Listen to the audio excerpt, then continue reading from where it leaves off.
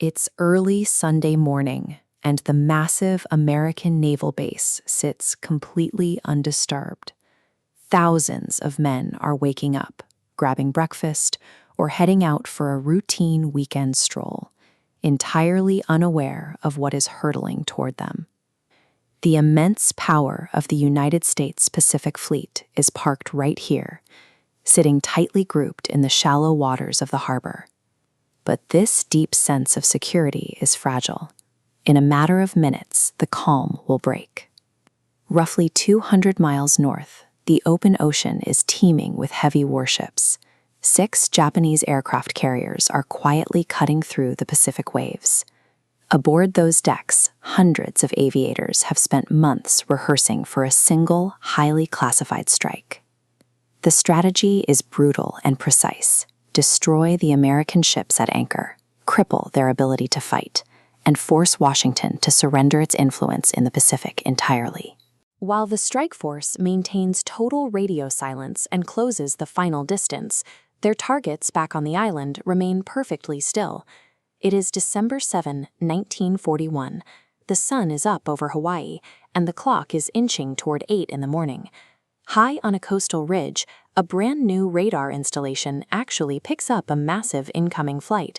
The operators report the blips, but the warning is dismissed as a scheduled arrival of American planes. The first wave of fighters is literally glowing on the screens.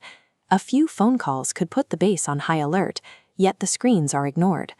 At exactly 7:55 a.m., the roar of engines fills the sky, and the first torpedoes drop into the water. Within seconds, armor-piercing bombs are detonating across the harbor. Huge geysers of water and smoke erupt as multiple battleships take direct hits almost simultaneously.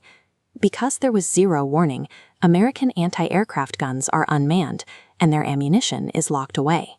The planes dive unopposed. Before the first 10 minutes are up, the core strength of the American naval forces in the region is in ruins. The assault does not stop.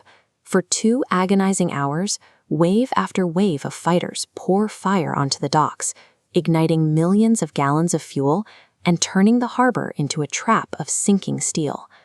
This chart shows the stark reality of the exchange. Nearly 20 American vessels and over 300 aircraft are damaged or destroyed. In return, the attacking force loses fewer than 30 planes. Below deck, thousands of men are suddenly plunged into darkness, fighting through rising water and intense heat to escape ships that are rapidly rolling over.